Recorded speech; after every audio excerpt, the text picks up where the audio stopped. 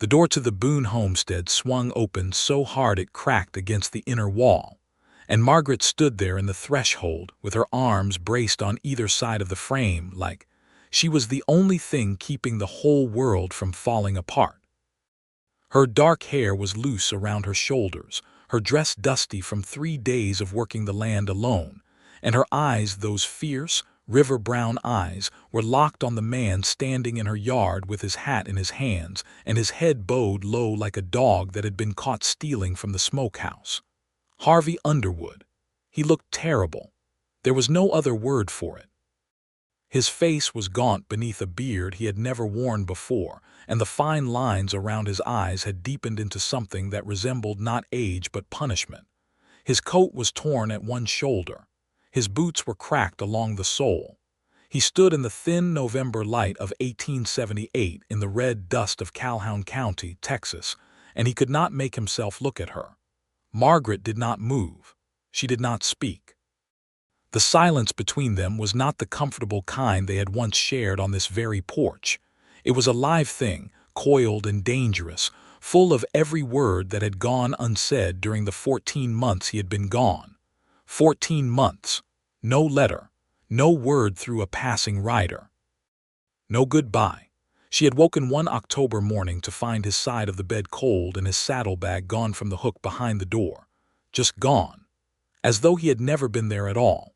As though the 2 years they had built together on this hard, beautiful stretch of land had been nothing more than a detour from wherever he was truly going.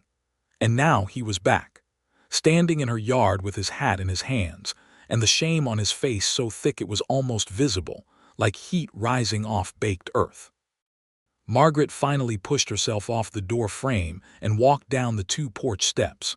Her boots struck the ground with quiet authority. She stopped 6 feet from him and crossed her arms over her chest, and her voice, when she finally found it, was not the voice of a woman who had been broken. It was the voice of a woman who had survived. "You look like hell, Harvey," she said. He lifted his eyes to hers, and what she saw there was not the man who had ridden away. What she saw was something raw and unstitched and desperate.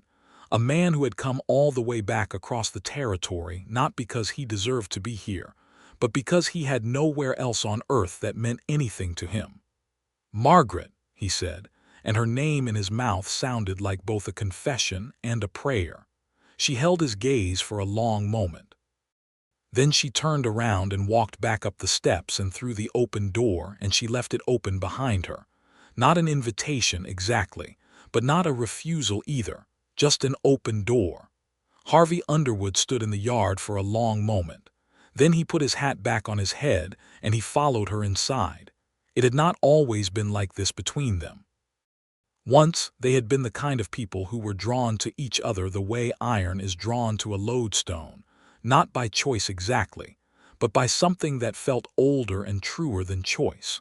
And to understand how they had come to this terrible and fragile moment, you had to go back to the beginning.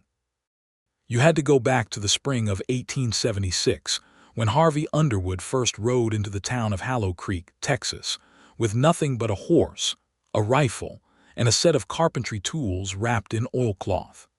Hollow Creek was not a large town. It sat at the edge of the Edwards Plateau like something the land had exhaled and then forgotten about. There was a main street with a general store, a blacksmith, a post office that doubled as the telegraph office, a saloon called the Red Stirrup, a church that the Baptists and the Methodists took turns using on alternating Sundays, and a small courthouse that the county sheriff, a heavy-set man named Amos Drury, used as both his office and his sleeping quarters when he had drunk too much to ride home. Margaret Boone had lived in Hollow Creek for all of her 24 years. She had been born in the sod house her father Clarence Boone had built on the eastern edge of his land claim, and she had watched that sod house slowly give way to a proper timber-framed structure as her father's cattle operation grew year by year. Clarence Boone had been a hard and honest man, a former surveyor who had come west from Kentucky in 1850 and had decided that Texas suited him better than any other place he had been. He had married a woman named Ruth Maddox, who had died of fever when Margaret was 11 years old, And after that it had been just the two of them, Clarence and Margaret, working the land and building something out of it. By 1876, Clarence Boone was 53 years old and beginning to feel his years. His hands were stiff in the mornings, his back ached after long days in the saddle, and Margaret had quietly taken over most of the heavier decisions about the ranch. She kept the accounts. She negotiated with the cattlemen who came through buying stock. She hired the seasonal hands and let them go when the work was done. She was practical, competent, and deeply private. The men in Hollow Creek respected her in the way they might respect a capable neighbor, without ever quite knowing what to do with their admiration. Harvey Underwood arrived on a Tuesday in April, which Margaret would always remember because Tuesday was the day she went into town to collect the mail and purchase whatever the ranch needed from the general store. She had just come out of the post office, tucking a letter from her father's solicitor into her coat pocket, when she saw a stranger tying a tall bay horse to the post in front of the general store. He was not what you would call a classically handsome man. His features were too angular for that, his jaw too sharp, his nose slightly crooked from what had clearly been a break at some point in his past. He was tall, lean in the way of a man who worked hard and ate just enough, with dark blonde hair that curled slightly at the temples from the sweat under his hat. He moved with a kind of deliberate economy, like a man who had learned long ago not to waste motion or energy on anything that didn't matter. Margaret would have walked right past him if he hadn't dropped his oilcloth bundle and sent his carpentry tools clattering across the boardwalk directly into her path. She stopped. He dropped to one knee immediately and began gathering the tools, a set of chisels, a marking gauge, a folding rule, and looked up at her with an expression of such genuine mortification that it almost made her smile. "I beg your pardon," he said. He had a slight accent she couldn't place, something that suggested he had been a lot of places. "That was entirely my fault." "It was," she agreed.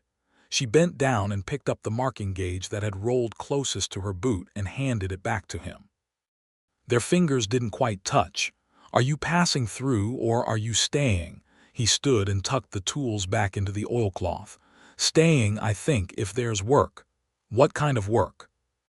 "Carpentry mostly, some general construction. I heard the county courthouse needs a new roof and the church needs interior work done." Margaret considered him for a moment. She was good at reading people, had been since childhood. Her father said she had gotten it from her mother.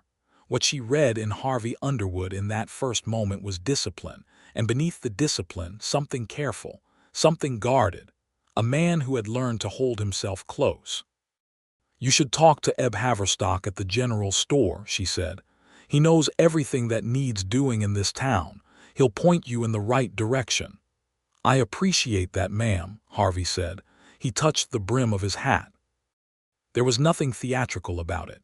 It was just good manners, plain and unstudied. Margaret walked on.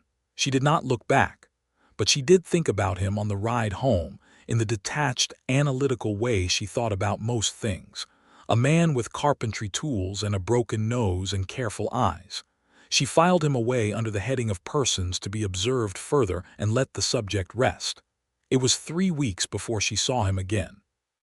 In those 3 weeks, Harvey Underwood had made himself useful in Hollow Creek in the quiet, steady way that was apparently his nature.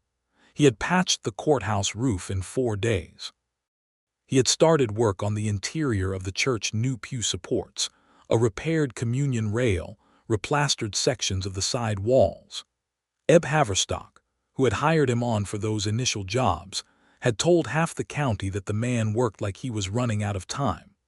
Margaret came into town on the first Friday of May to purchase fence wire, and she found Harvey Underwood in Haverstock's general store buying coffee and a box of cartridges for a Winchester rifle. He recognized her and tipped his hat again. "The marking gauge lady," he said, and there was just a hint of something warm in it. "Miss Boone," she corrected, but not unkindly. "Margaret Boone. My family has a cattle operation out on the East Road." "Harvey Underwood," he said, "recently of Abilene, Kansas, and before that a number of other places. Are you the kind of man who moves around a lot, Mr. Underwood, Something shifted in his expression. I'm trying to be less of that kind." She bought her fence wire. He bought his coffee and cartridges. On the way out, he held the door for her, and she nodded her thanks, and that was the whole of it. But in June, Clarence Boone's back gave out entirely. He was laid up for 3 weeks, unable to do anything more strenuous than sit in a chair on the porch, and Margaret found herself in the position of needing skilled labor for a barn repair that couldn't wait. One of the main support beams had cracked, and if she didn't get it shored up before the summer storms came through, she risked losing the structure entirely. Eb Haverstock recommended Harvey Underwood without hesitation. Harvey came out to the Boone property on a Monday morning and assessed the damage with that careful, methodical attention he brought to everything. He told her what the repair would require, how long it would take, what materials she'd need to purchase, and what it would cost in labor. He was straightforward and fair, and he didn't talk down to her. He didn't explain things she already knew or speak more slowly because she was a woman. He spoke to her like she was a person with a working mind, which was something she noticed because it wasn't as common as it ought to have been. The repair took 8 days. Harvey came out every morning at 7 and left at sundown. Margaret brought him lunch each day, cornbread, and whatever she'd made from the larder, and they ate on the tailgate of the wagon, and they talked.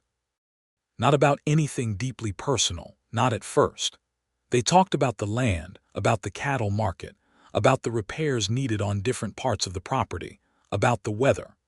Margaret told him about the Edwards Plateau and how the limestone shelf beneath the soil meant you had to think carefully about where you sank your posts. Harvey told her about how the wood framing techniques he preferred were ones he'd learned in Missouri before he moved to Kansas. On the 6th day, Clarence Boone hobbled out to the barn to look at the progress and ended up talking to Harvey for 2 hours about Kentucky and cattle and the nature of honest work. By the time Harvey left that evening, Clarence had asked him to stay on for the rest of the summer as a general hand. The property had dozens of smaller projects that needed skilled attention, and Clarence's limitations weren't going to resolve themselves quickly. Harvey accepted. Margaret watched this development from the porch steps with her arms crossed and a feeling she couldn't quite name. He moved into the small bunkhouse on the north side of the property that usually housed seasonal workers. He took his meals with them in the main house, because Clarence Boone was the kind of man who believed that a person who worked on your land ate at your table, and over the following weeks, he became a fixture of the household in the gradual, unremarkable way that significant things sometimes happen, not with a dramatic announcement, but with the slow accumulation of small moments. The first time Margaret saw through Harvey's discipline was in late July. She had come around the side of the main barn at dusk and found him sitting on an upturned water barrel with a piece of lumber in his lap, not working on it, just sitting with it. His hands were still. His face, which was usually so composed, was carrying something heavy. He didn't hear her approach, and she stopped several feet away before he noticed her. He pulled himself together immediately. The composed mask reassembled itself so quickly that she might have thought she'd imagined the other thing, except she hadn't. She had seen it. "Sorry," he said, standing. You don't have to explain yourself to me," she said. "Sit down, Harvey. It's the end of the day." He looked at her for a moment. Then he sat back down. After a brief hesitation, she sat on the fence rail nearby, and they watched the sun sink below the plateau together without speaking. "You have a dark past," she said eventually. It was not quite a question. "Everyone does," he said, "some darker than others. Mine's darker than some and not as dark as others." He turned the piece of lumber in his hands. "I made mistakes when I was younger. I paid for some of them. I'm still paying for others." She didn't press him. It was not her way to press. But something had shifted in the space between them. Something had opened up, just a crack, and the light coming through it was different from the light of neighborly politeness. It was the light of something real beginning. By August, Margaret knew she was in trouble. She had not expected to feel anything of this kind. She was not the sort of woman who spent her time wishing for romantic attachment. She had watched too many women in Hallow Creek get themselves into situations that reduced them marriages, that turned them from capable, independent people into domestic appendages of someone else's ambition or recklessness. She had promised herself she would not be one of those women. She would rather spend her life running this ranch and being her own person than surrender herself to the wrong man. But Harvey Underwood was not the wrong man, or at least she was beginning to fear he was not, which was a different problem entirely. He was thoughtful where other men were impulsive. He listened in a way that was attentive rather than merely patient. He had opinions and he stated them clearly, but he didn't require you to agree with him. He was funny in a dry, understated way that took you off guard. He was gentle with the horses and the cattle in a way that told you something true about a man's character. And he looked at her, not at her figure, not at the ranch behind her, but at her face and her words and her intelligence, with an attention that made her feel both deeply seen and slightly terrified. On the 15th of August, 1876, during a thunderstorm that drove them both off the work site and onto the covered porch, he told her about himself. Not everything, not the darkest parts, but enough. He had grown up in Missouri in a small town called Granby, the second son of a mining family. His father had been a rough man in the way that mining towns produced rough men, not cruel exactly, but relentless in his demands and indifferent to weakness. Harvey had left at 17 with a carpentry apprenticeship and had spent the following decade moving through Kansas, the Indian Territory, parts of Colorado, and finally back down into Texas.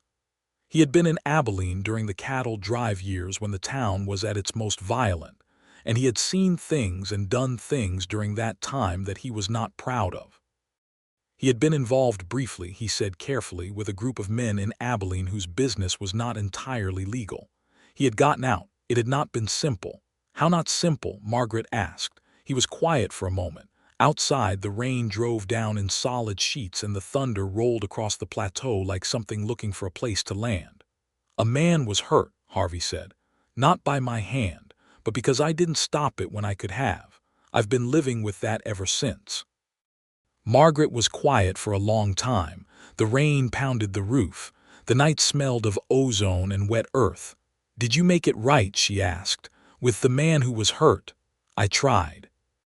He didn't want anything to do with me. I don't blame him. Have you been the kind of man since then that you would respect if you met him? Harvey looked at her sharply. It was not the question he had expected, and she could see it catching him off guard in a way that went past his careful composure. I've tried to be, he said.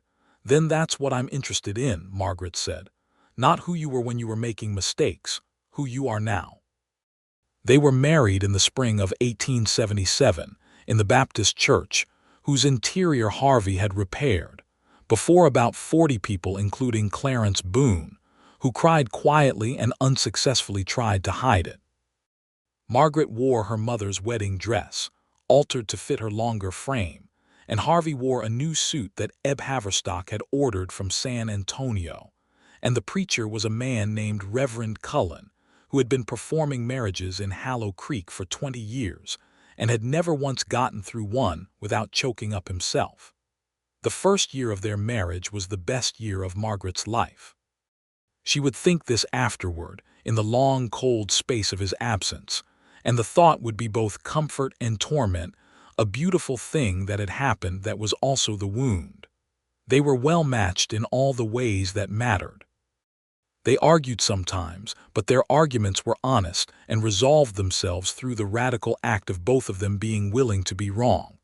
They worked the ranch together, and Harvey's skills meant they could improve the property in ways that had not been possible before. They expanded the barn. They added a proper smokehouse. They began planning an addition to the main house for the family they hoped to have. Clarence Boone improved enough through the summer of 1877 that he was able to take on lighter duties again, and he and Harvey developed the particular easy friendship that sometimes grows between a good father and a good son-in-law, not based on deep shared secrets, but on mutual respect and the comfortable daily proximity of men who respected each other's work. Margaret was happy. Genuinely, wholly happy in a way she had not known she was capable of. And she understood that the happiness was not despite Harvey's complexities and his dark past and his guarded silences. It was in large part because of them. Because he was a real person, carrying real weight, and she was a real person who did not require her husband to be uncomplicated. The trouble came in the autumn. It came in the form of a man named Cord Bellamy. Cord Bellamy arrived in Hallow Creek in September of 1877 on a dun horse with 2 men riding behind him, and he went directly to the Red Stirrup Saloon and began asking questions. He was a man of about 40, well-dressed for the territory, with a quality about him that Margaret had come to associate with certain kinds of danger, a smooth, rehearsed affability, a smile that sat in his mouth but not his eyes. The kind of man who was never going to hit you directly. The kind of man who arranged for other people to do his hitting. The word around town was that Bellamy was an agent for a land syndicate out of Fort Worth that had been buying up Texas ranch properties, particularly those on or near the Edwards Plateau, where underground water rights were beginning to be contested in the courts. Several smaller ranch families had already sold or been pressured into selling.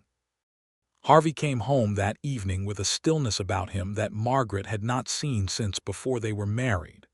The careful, guarded version of himself that he had slowly dismantled over their months together had reassembled itself, and she saw it clearly. "You know that man," she said. It was not a question. Harvey sat down at the kitchen table. He was quiet for a long moment.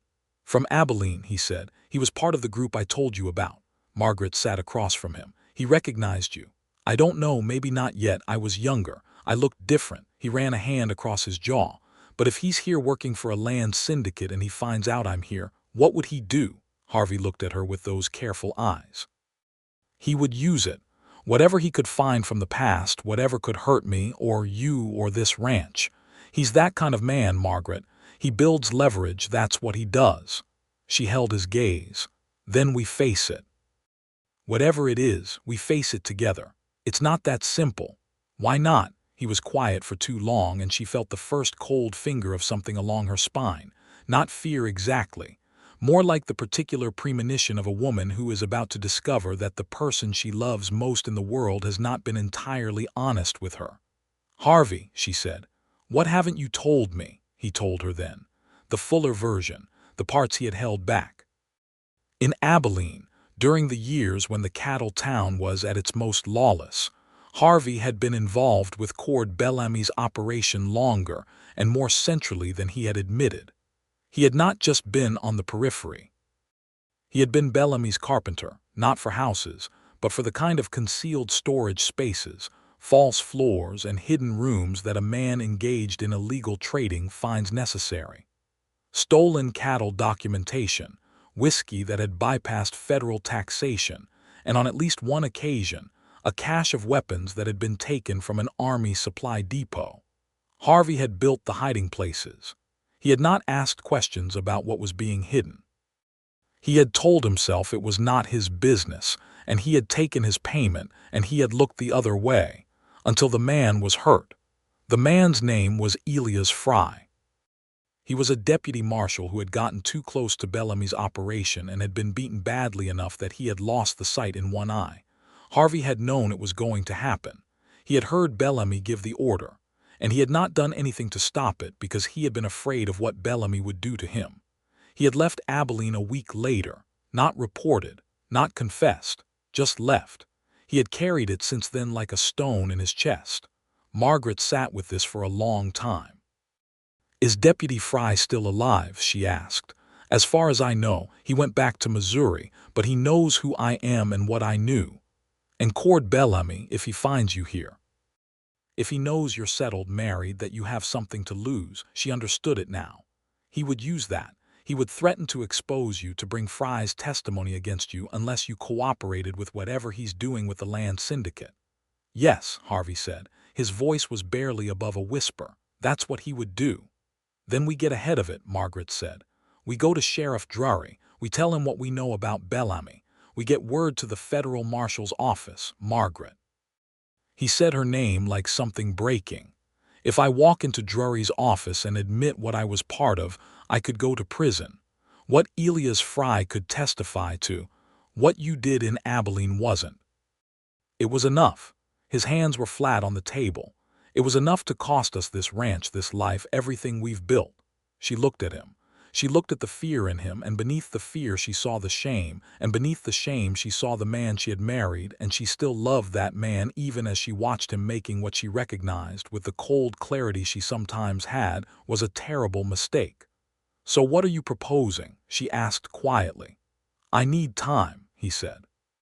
"I need to figure out a way to deal with this that doesn't destroy everything." He did not figure out a way, or if he did not share it with her. What he did was wake up in the last week of October, while the plains were golden with autumn and the sky was the particular shade of endless blue that Texas produces in the fall, and pack his saddlebag quietly and leave before she woke up. No letter, no note, no goodbye, just cold sheets and an empty hook behind the door. For the first 3 days, Margaret told herself something had happened. An emergency. He would send word. She told her father there was a matter Harvey had to attend to. And Clarence Boone, who was not a stupid man, looked at his daughter with the expression of a man who understood more than he said, and simply put his hand over hers at the breakfast table. After a week, she stopped making excuses. Not out loud, anyway. What she did instead was everything. She ran the ranch. She managed the accounts. She hired 2 hands from town brothers named Dewey and Frank Marsh to help with the cattle through the winter. She dealt with Cord Bellamy herself when he came calling at the property, which he did, exactly 2 weeks after Harvey disappeared. He came alone that time, which she found more frightening than if he had brought his men. He rode up to the porch in the middle of the afternoon with that oiled smooth manner of his, and he sat his horse and tipped his hat. "Mrs. Underwood," he said, "I wonder if your husband's about." "He's not home," Margaret said. She was standing on the porch with both hands in sight, though she had a pistol tucked into the waistband at the small of her back. A Colt single-action Army revolver, which Harvey had taught her to shoot with characteristic thoroughness. "Can I help you with something?" Bellamy smiled. "I represent the Plateau Land and Water Corporation out of Fort Worth. We've been making very fair offers on several properties in the area, and I hope to speak with Mr. Underwood about your holdings." "The Boone Ranch is not for sale," Margaret said. "Things change," Bellamy said pleasantly. "Not this thing," Margaret said. "Mr. Bellamy." His eyes sharpened fractionally. She had named him without being introduced, and they both knew what that meant. "You know who I am," he said. "I know what you are," she said. "And I know what you're doing in Calhoun County, and I have sent letters to the county land office and to the federal marshal's office in San Antonio outlining my concerns about the tactics being used by your corporation. If anything happens to my property or my family, those letters explain exactly who is responsible." It was a bluff. The letters were real. She had written and sent them, but she had framed them carefully, without revealing what she knew about Harvey and Abilene, because those were not hers to reveal. But Bellamy did not know how much she knew, and a man like Bellamy, Margaret understood, was ultimately a man of calculation. He weighed risks. He weighed her for a long moment. Then he touched his hat brim again. "Good day, Mrs. Underwood," he said, and rode away. He did not come back to the Boone Ranch. He continued his activities in the county through that winter and into 1878, and 2 of the smaller ranch families did sell. Whether under genuine financial pressure or Bellamy's persuasion, Margaret could never determine. But the Boone Ranch was left alone. Margaret had protected it herself. She was not grateful for the fact that she'd had to. She was not grateful for the demonstration of her own capability under fire. She was not grateful for any of the 14 months during which she had done everything alone, because there was no gratitude available for something that should never have happened. She had been abandoned by the man she loved most in the world, abandoned without a word, and she had survived it not because survival was glorious, but because it was necessary, and because she was, at her core, a woman who met necessity head-on. There were nights when she lay in their bed in the dark, and she was so angry she could not breathe. There were mornings when she stood at the stove and felt the particular, nauseating grief of reaching for a presence that was not there. There were afternoons when she looked at the work he had done on this property, the repaired barn, the smokehouse, the porch addition, and felt a sorrow so complex it had no single name. There were also afternoons, she would not lie to herself, when she felt a cold, clear fury that had nothing romantic in it. He had decided, on her behalf, that she could not be trusted with his crisis. He had decided that she, Margaret Boone Underwood, a woman who had been running a cattle operation since she was 15 years old, could not be a partner in the hard thing. He had protected himself by leaving her without the dignity of a choice, and that betrayal sat in a different chamber of her heart from the grief, and it was harder and darker. She told herself, over those 14 months, that she did not know if she would let him back if he came back. She told herself it depended on why he had left and what he had done with the time. She told herself she owed him nothing except the hearing, and even that was more than he deserved. She told herself these things, and she meant them. And then he came back and stood in her yard with his hat in his hands and his head bowed, and she said he looked like hell, and she left the door open, and she hated herself a little for it and was glad she had done it anyway. He sat at her kitchen table, at their kitchen table, and she poured him coffee and sat across from him and waited. The kitchen smelled of the venison stew she'd had simmering since morning. Outside, the November wind moved through the pecan trees her father had planted along the eastern side of the house. Clarence Boone himself was in his room resting, having had a difficult week with his back again. He didn't know yet that his son-in-law had returned. Margaret would have to manage that separately. Harvey wrapped both hands around the coffee mug and stared at the table. He didn't know where to start, she could see that clearly, and she had too much integrity to pretend it was going to be easy. "Start with where you went," she said. He looked up. "Abilene," he said. "I went back to Abilene." She had not expected that. "I went to find Elias Fry," he said. "He wasn't in Abilene anymore, he'd gone back to Missouri like I thought. It took me 3 months to track down where he was. He was in a town called Carthage, working as a bookkeeper because the injury had ended his career as a lawman." Harvey put the mug down and turned it slowly in his hands. "I knocked on his door on a January morning. He opened it and saw me and tried to close the door in my face, and I held it open, not by force. I just asked him to give me 5 minutes. He looked at me and decided he would." Margaret did not speak. "I told him everything," Harvey said. "I told him what I knew that night, what I could have done to stop it and why I didn't. I told him I'd been living with it, and that the life I'd built since then had been, in part, an attempt to be a person worth something, and that I knew that wasn't adequate, and that I was there because he deserved to hear me say it to his face. And—" Harvey's jaw tightened. "He didn't forgive me. He was not interested in forgiving me, and I don't blame him for that, but he listened. And after I'd said everything I'd come to say, he told me that he had given his testimony to the federal marshal's office 2 years earlier. He'd named Bellamy. He'd named everyone he could name, including me. There was an open warrant." Margaret felt her chest tighten. "So there was a warrant for your arrest?" "Was," Harvey said. "I went to the federal marshal's office in Abilene. I turned myself in.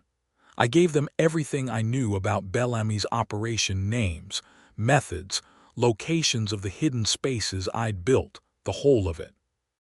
My attorney negotiated the terms.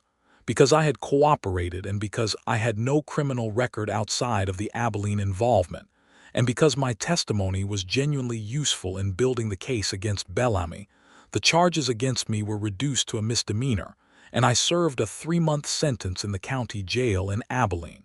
Silence. "Bellamy was arrested in the spring," Harvey continued. "He's in federal custody in Fort Worth awaiting trial on a series of charges including fraud, extortion, and complicity in the assault of a federal officer. His land syndicate has been dissolved. The properties he was pressuring in this county are no longer under threat." Margaret sat very still.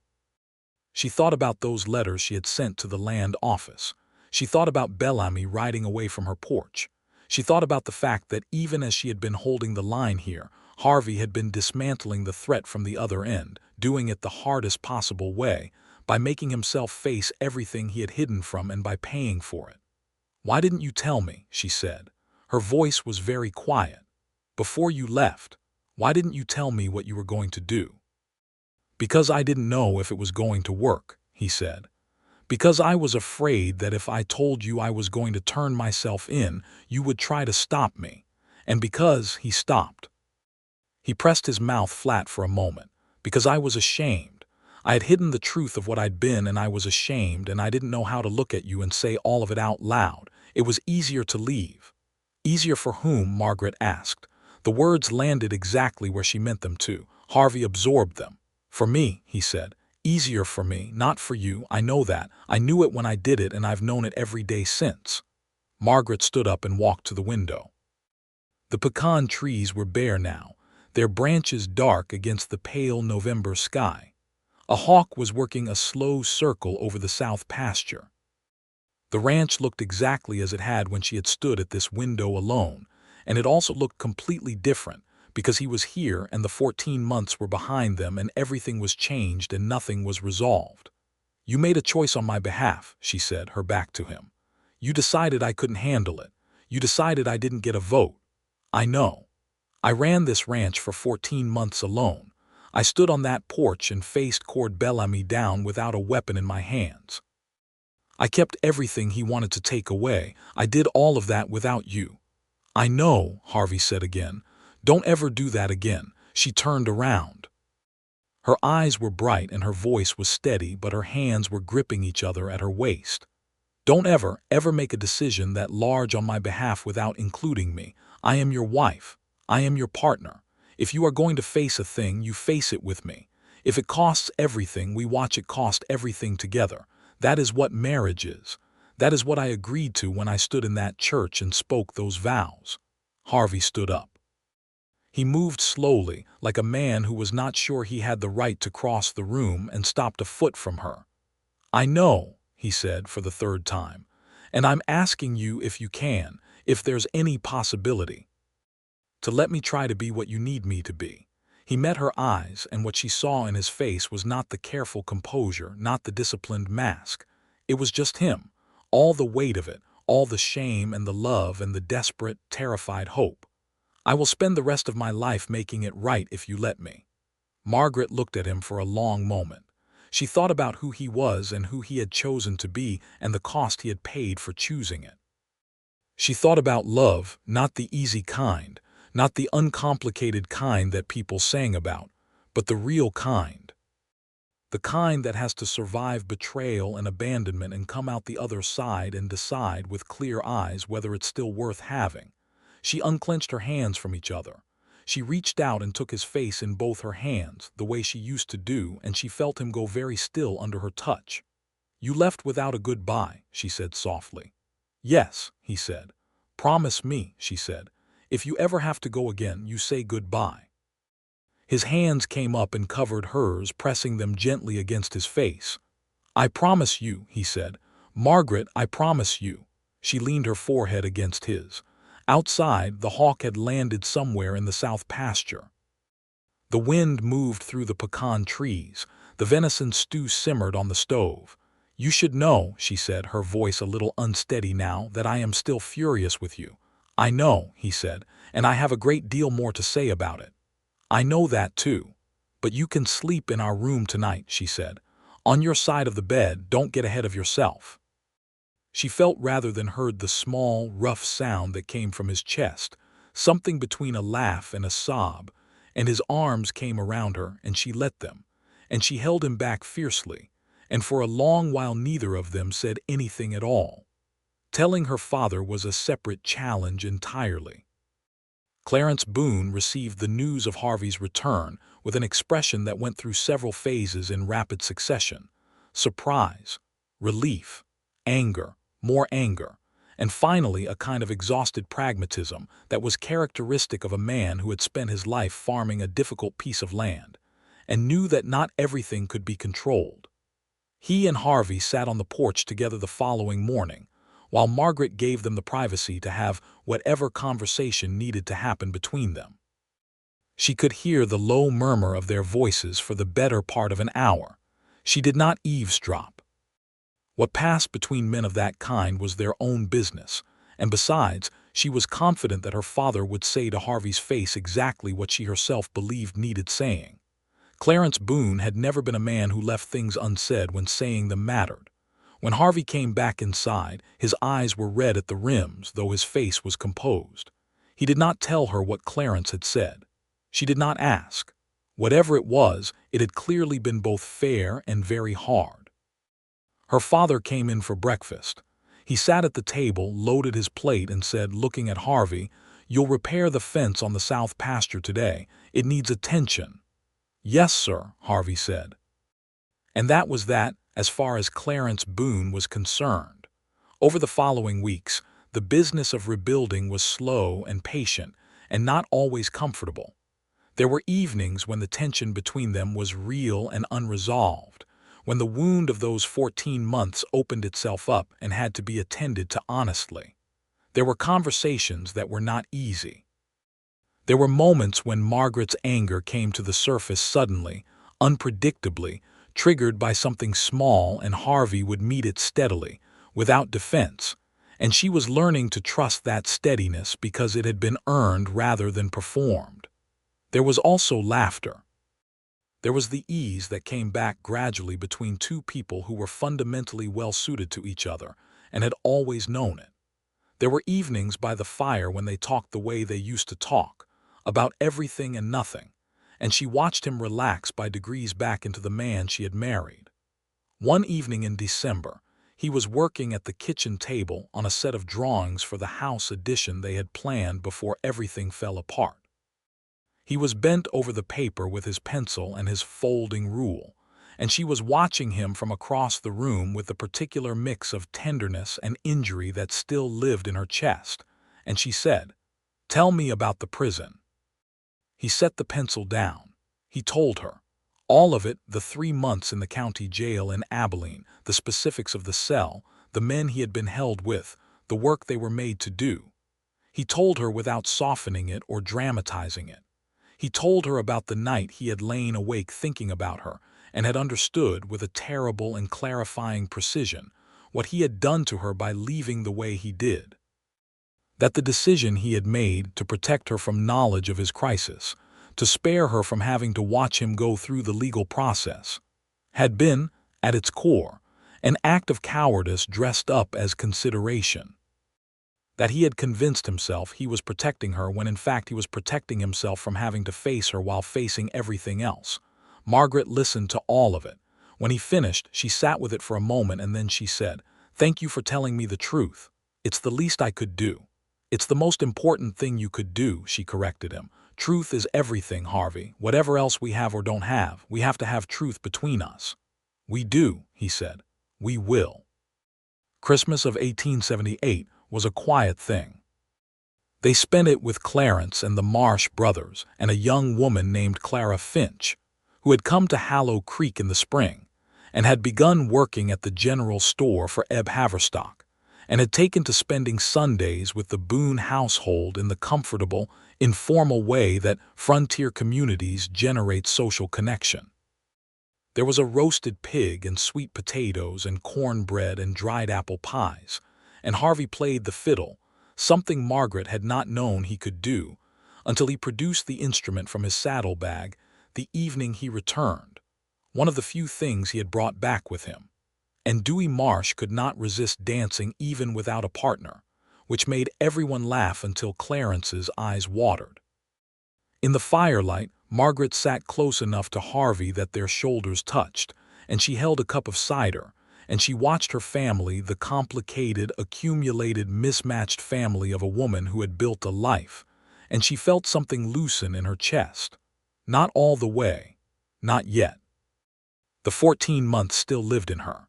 They would for a long time, but she could feel the future opening up again, the one that had seemed closed off when she woke to find him gone. In January of 1879, Word came through from the federal marshal's office in San Antonio that Cord Bellamy had been convicted on all major charges and sentenced to 12 years in federal prison. The land syndicate he had operated was formally dissolved. The properties purchased under duress were being reviewed by a judicial committee, and two of the families who had sold under Bellamy's pressure had grounds to contest their transactions. Harvey showed Margaret the letter. She read it twice. Then she set it on the kitchen table and looked at him across it. "It's over," he said. "Yes," she said. "For what it's worth, I know I could have handled it differently from the start. I know if I'd been honest with you from the beginning when Bellamy first arrived, we might have, she agreed. But we didn't, and we can't change the path we took. We can only decide what we do with where we are." Where they were, in the January of 1879, was this: a repaired marriage in a repaired house on a ranch that had survived the winter in good condition. An old man recovering slowly in the back bedroom. Two brothers who had proven themselves reliable working the stock through the cold months, and a fiddle that came out on Friday evenings now when the work was done, and filled the house with something that felt very much like joy. In March of 1879, Margaret discovered she was pregnant. She told Harvey on a Sunday morning, sitting on the edge of the bed with her hands in her lap, measuring his face carefully as she spoke.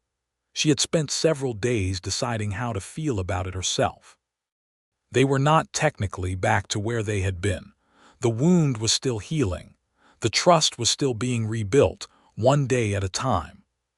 But the news, when she told him, was not complicated at all in her heart. She wanted this baby. She had wanted children from the beginning of their marriage, and the year they had lost had been in part a grief about that too, the family that should have been forming. Harvey's face when she told him was something she kept with her for the rest of her life. All his careful self-control simply fell away.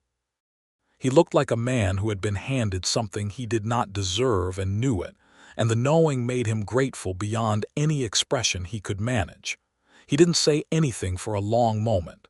He just took her hands in his and pressed them to his mouth. "Are you happy?" Asked him because she needed to hear the words. "Margaret," he said against her hands, "I am so sorry, I am so deeply sorry for the time we lost," and his voice caught. "I am so glad you were still here." She had still been there. She thought about that later. The fact of having remained. It would have been reasonable. What most people in her position might have done: closed the door, declared him gone, moved forward with the life that was hers without him. Nobody would have faulted her. Her father would have supported her. She had been entirely self-sufficient. She hadn't needed him back for any practical reason, but she had kept the door open. Not because she was weak or because she was desperate, but because she had looked at the man standing in her yard with his hat in his hands and had recognized, beneath the shame and the damage, the person she had chosen.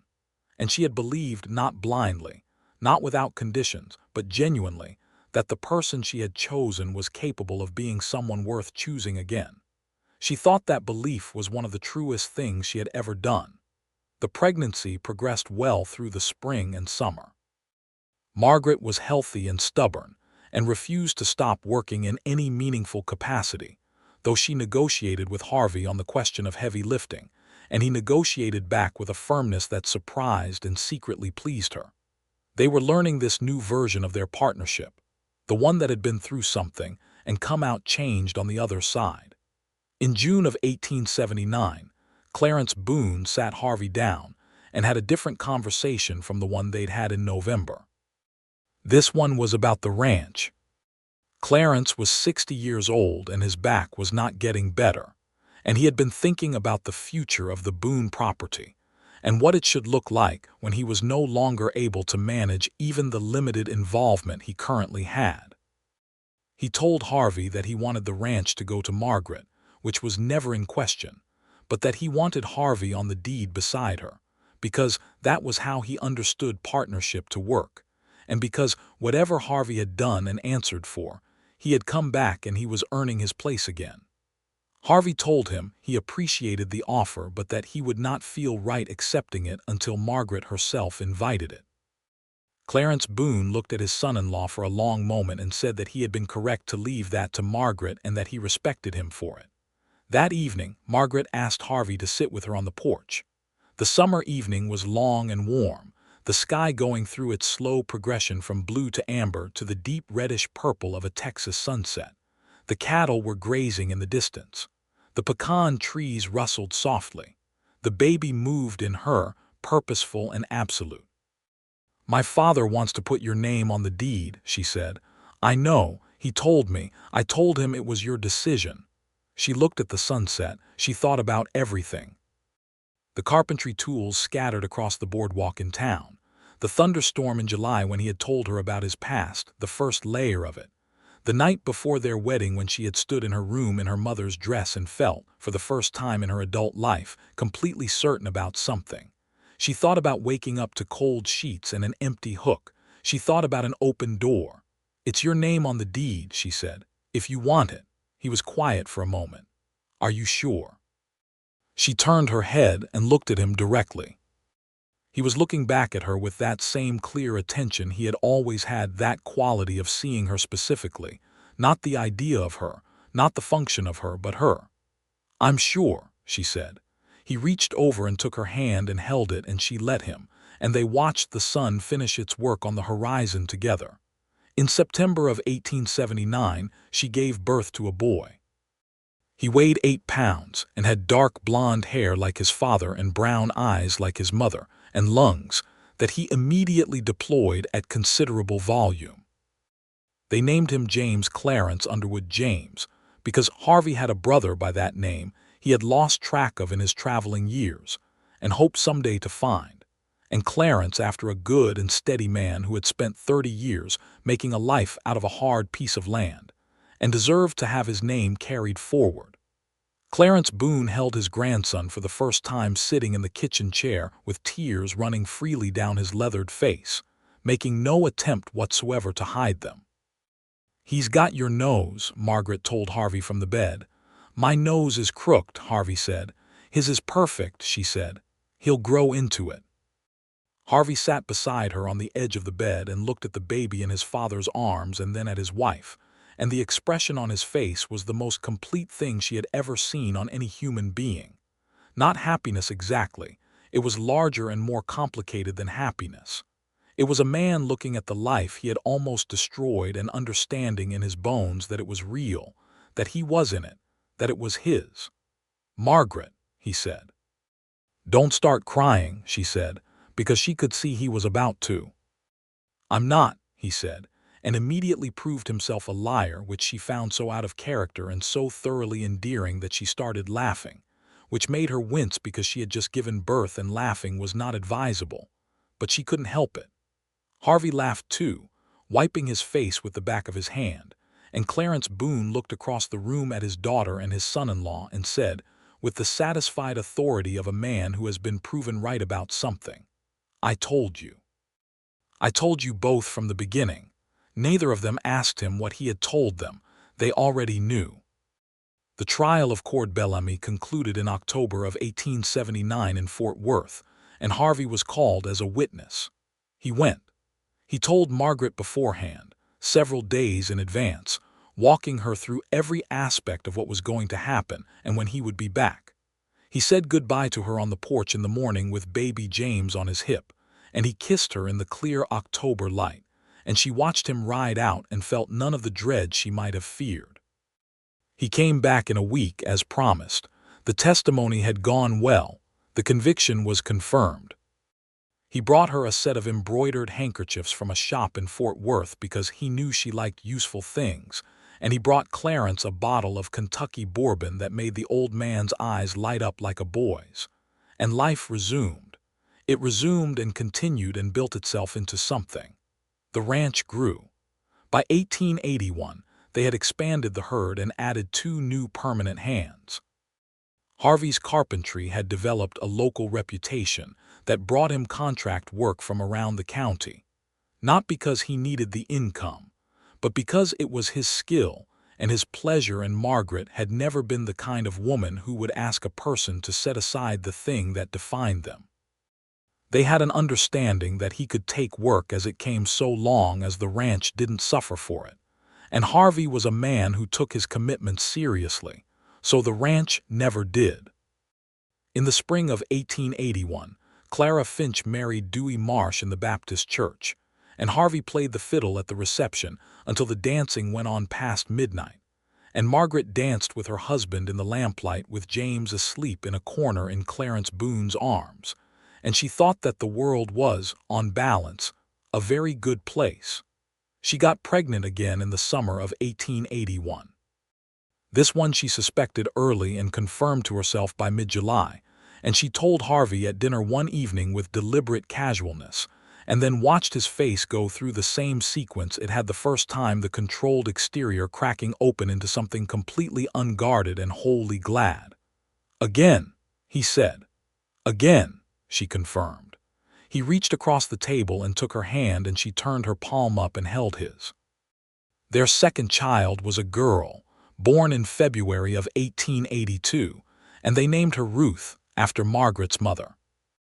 She was smaller than James had been and just as loud, and she arrived in the world with the particular aura of a person who had already decided what she intended to do with herself, and was simply waiting for the practical constraints of infancy to resolve themselves so she could begin. James was 2 years old and profoundly skeptical of his new sister for approximately 1 week, after which he decided she was acceptable, and thereafter appointed himself her primary guardian in the manner of small boys who have absorbed their father's sense of responsibility. Clarence Boone saw Ruth on the morning she was born and held her and wept again, as he had with James, and said she had her grandmother's cheekbones, which may have been true and may have been wishful, but which made Margaret cry for the first time since before her labor, because she had grown up without her mother, and had always held that absence like a stone, and to have that stone acknowledged, to have her mother live, even partially, in the face of her child, was a gift she hadn't known she needed. In the summer of 1882, a letter arrived from a man in Springfield, Missouri, identifying himself as James Underwood, brother of Harvey Underwood, who had heard through a network of acquaintances that his brother had settled in Calhoun County, Texas. Harvey read the letter at the kitchen table 3 times. Then he set it down and sat very still for a moment. Then he looked up at Margaret. "My brother," he said. "I can see that," she said gently. "Write him back."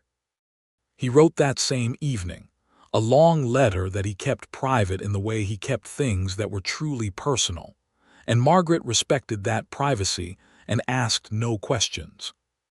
The correspondence that followed over the following months she also did not pry into, though she could see what it was doing to Harvey, the gradual thawing of something that had been frozen in him for a long time, the particular healing that only comes from reconnecting with the people you believed you had lost.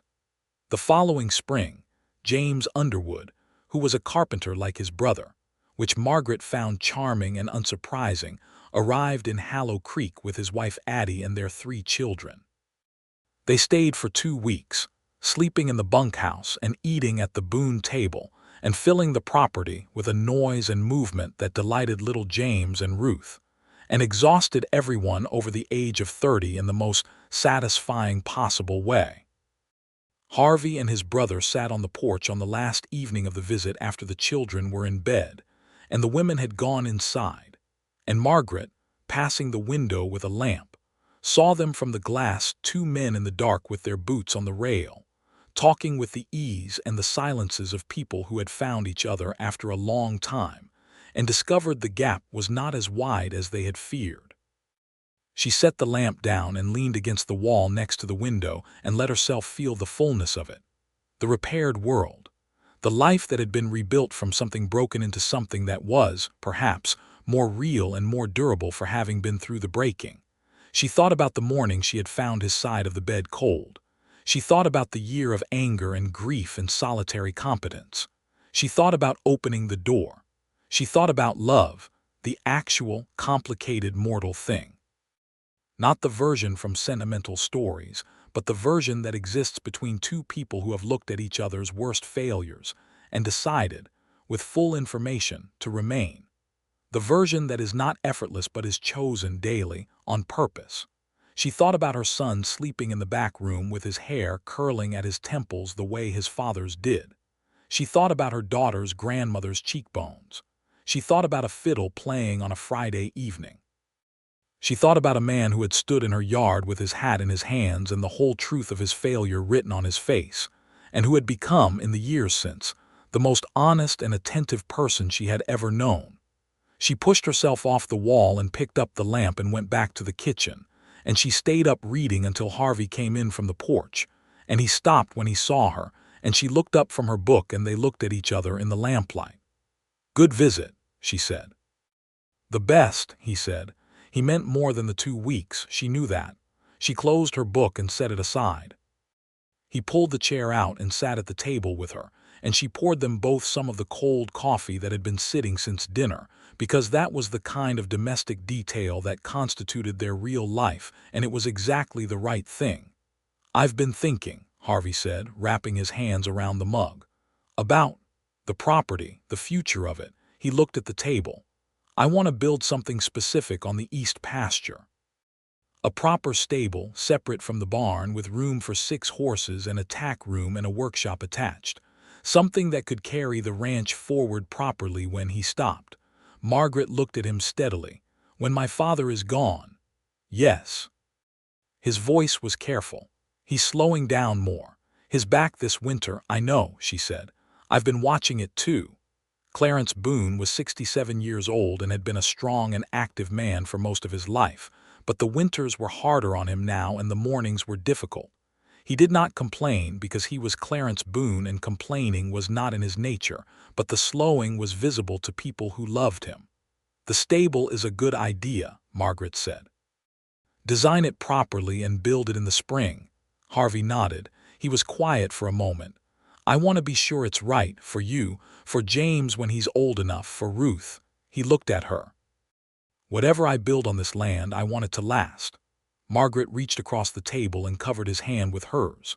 "Everything you've built here has lasted," she said. "Don't you know that?" He turned his hand under hers and held it. Outside, the Texas night was dark and enormous and indifferent, the way it always was, the stars enormous overhead and the prairie stretching away in every direction into distances that no single life could contain. But here in the kitchen of the house on the Boone Ranch in Calhoun County, Texas, in the year 1883, there was light and warmth and the solid, earned weight of things that had been built well. The stable went up in the spring of 1883, exactly as Harvey had designed it, and it was, by common agreement in the county, the finest piece of construction work anyone had seen in years. Even Eb Haverstock came out to look at it and walked around it nodding with the particular approval of a man who knows good work when he sees it. Clarence Boone walked out to see it on the first warm day after it was finished, moving slowly with his cane, and he stood inside it and ran his hand along the support posts and the fitted joints and said nothing for a long time. Then he said, "Your father would be proud of you, Harvey." Harvey, who almost never showed anything in public that he wasn't ready to show, had to walk out into the paddock for a minute before he came back in. In the summer of 1883, Margaret discovered she was pregnant for the 3rd time. She told Harvey after supper, when the children were in bed and they were alone. She sat across from him at the kitchen table and said simply that there was going to be another one in the spring. Harvey looked at her and then he laughed a real laugh, unguarded and whole, that she had been hearing more of in recent years as the careful armor had continued to dissolve. "Margaret," he said. "Don't look at me like that," she said, but she was smiling. "Like what?" "Like I did this to you." "I'm not," he said, and he was still laughing. "I'm looking at you like I don't know, like you're the best thing that ever happened to me, and that includes everything." She felt the warmth of it in her chest, that particular warmth that was not dramatic or elevated but was steady and deep and real. "That's a very romantic thing to say," she told him. "I've been practicing," he said. She reached across the table and took his face in both her hands the way she had in the first days after his return, the gesture that was wholly hers, wholly theirs, and she kissed him, and he kissed her back with the earnest and thorough attention he brought to everything that mattered to him. Their third child, a boy, was born in March of 1884. They named him Clarence Harvey Underwood, and the man whose name he carried wept when he was told, sitting in his room with the baby in his arms. And for once it was Clarence Boone who had no words, who simply held the child and looked at his daughter with everything he felt written plainly on his old and weathered face. James was 4 and Ruth was 2, and they regarded their new brother with the particular combination of territorial instinct and genuine fascination that characterizes older children meeting a new sibling. And Harvey managed the negotiation between them with a patient comedy that Margaret found deeply amusing. She sat in the bedroom on the afternoon of the birth and watched him through the doorway, watched this man. This complicated, scarred, steadfastly honest man who had been her husband and her partner and her grief and her redemption, managing their small family with a kind of ease and tenderness that had grown in him over these years like something that had always been there waiting to be cultivated. She thought about the version of herself that had existed before him. The competent, self-sufficient, privately lonely version. She had been fine, that woman. She had been more than fine. She had been capable and clear-eyed, and she could have lived her whole life from that place, and it would have been a good life. But she had let him in. She had let him in knowing the risk, knowing what he carried, knowing that love of the real kind was always a risk, and she had been right to do it even when it cost her, and she was right again to have let him back. That was the thing about open doors. They require courage to make, and they change everything. In the spring of 1885, Clarence Boone died quietly in his sleep on a Tuesday night in late April. The pecan trees outside his window had just put on their new leaves. The cattle were in the pasture. The house was still. Margaret found him in the morning. She stood in the doorway of his room for a moment, and then she walked in and sat on the edge of his bed and held his hand, which was already cool, and she said goodbye to her father the way she had never been able to say goodbye to her mother, and it was terrible and also, in some deep and important way, a grace. Harvey stood behind her in the doorway and did not come in until she looked at him over her shoulder. Then he came in and sat beside her and put his arm around her, and she leaned into him, and they sat there together for a while in the quiet room with the April light coming through the window and the sound of their children stirring in the house behind them. The funeral was attended by most of Hallow Creek. Clarence Boone had been in the county for 30 years and had been, by any measure, a good man, fair in his dealings, honest in his work, generous with his neighbors during hard times and discreet about their struggles. Reverend Cullen spoke well of him, and Margaret, standing at the graveside, did not cry because she had cried all she needed to cry in the privacy of the house, and she had her children on either side of her and her husband beside her, and she stood straight and let the old preacher's words carry her father out of the world the way he deserved. That evening, after the children were in bed and the neighbors had gone home, Harvey and Margaret sat on the porch together in the dark. The April night was cool and soft and the stars were bright. A whippoorwill was calling somewhere across the pasture. "He was a good man," Harvey said. "The best I ever knew," Margaret said. "Until you." Harvey was quiet for a moment. "I'm not sure I merit the comparison." "You don't get to decide that," she told him. "I do." He reached over and took her hand, and she leaned her head against his shoulder, and they sat there until the night was deep around them. The ranch continued. Years continued. James grew tall and angular with his father's deliberate precision and his mother's fierceness, and by the time he was 12 he was making real contributions to the operation of the property. Ruth was quicker and more intuitive, a negotiator from birth, and she had her grandmother's cheekbones and her mother's river-brown eyes and a tongue that could be equally employed for wit or for surgery, depending on what the situation required. Young Clarence, who went by Clay because 3 syllables was too much work for his siblings, was the easiest of the 3 in temperament, not because he lacked depth, but because he seemed to have arrived in the world with a natural equanimity that his parents regarded as a mystery and a gift. In 1889, the county built a proper school in Hallow Creek, and Margaret was one of the citizens most instrumental in making it happen, organizing the community meetings, negotiating with the county board, fundraising for the building materials. Harvey built the schoolhouse benches. All 3 Underwood children sat on them. Frank Marsh, Dewey's brother, married a woman named Pearl who came from San Antonio, and who proved to be both the most practical person Margaret had ever met and her closest friend in Hallow Creek. Pearl had the blunt, affectionate directness of a woman who had decided long ago that life was too short for pretense, and she and Margaret spent many an afternoon on one porch or the other solving problems, and examining the human condition with a thoroughness that their respective husbands found both admirable and faintly alarming. Harvey Underwood continued to be, in his quiet and steady way, the best man Margaret had ever known. Not perfect. He was never going to be perfect, and she had stopped wanting perfect from anyone sometime in her 20s, understanding that perfect was a story people told themselves to avoid the harder work of real love. He was stubborn when he had made up his mind about something, and he internalized things longer than he should before bringing them to her, and he had a mild ongoing argument with his brother James by mail about a carpentry technique that Margaret found both petty and endearing. But he was honest. He was honest the way that people become honest when they have been through the particular reckoning of their own failures, not because it is always comfortable, but because he had lived with the alternative and understood its cost. And he loved her, not abstractly, not as a category of person, but specifically, precisely, as the particular and complicated and remarkable woman she was. She knew this because he showed her, every day in the accumulated texture of a shared life.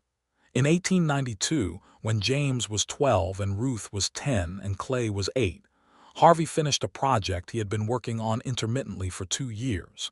He had built, in the evenings and on quiet winter days, a writing desk for Margaret. It was made from pecan wood taken from a tree on the property that had come down in a storm, and it was the finest piece of furniture he had ever made. Fitted joints and a slanted surface, and a row of small drawers on the right side, and a carved detail along the front rail that incorporated a small botanical element he had based on a drawing in one of her books. He presented it to her on their 15th wedding anniversary, carried it in from the workshop with Clay's help, and set it in the corner of the bedroom near the window. Margaret stood in front of it for a long time without speaking. "You made this," she said. "I've been making it," he said, "for a while." She ran her hands over the surface, over the fitted drawers, over the carved detail. She knew what the pecan wood was. She knew what it meant that he had made her something permanent from the trees her father had planted. She turned around. Harvey was watching her with that clear, specific attention. "Harvey," she said. "Margaret," he said. They had said each other's names that way for years, not as greeting but as acknowledgement, as a small ceremony of recognition between two people who had chosen each other and kept choosing each other through everything that choosing entailed. She crossed the room and kissed him with the particular combination of depth and ease that only comes from 15 years of knowing a person, and he kissed her back in kind. Outside, Hallow Creek went about its business. The cattle were in the pasture. The pecan trees were in leaf. The schoolhouse stood at the center of town, and inside it, on benches built by the carpenter who had arrived one Tuesday in April 16 years ago with a broken nose and a set of tools, and a dark past he was trying to answer for, the children of Calhoun County were learning what they needed to know about the world. In the house on the Boone Ranch, Margaret Underwood, née Boone, always Boone in part, always her father's daughter and her mother's inheritor, sat down at her new desk in the autumn light and opened the first drawer and found, inside it, a folded note in Harvey's handwriting. She unfolded it. It said, "I left without a goodbye. I came back ashamed. I have been grateful every day since that the door was open. I will spend the rest of my life being worth that open door." She read it twice. Then she folded it carefully and put it back in the drawer. She would keep it there for the rest of her life.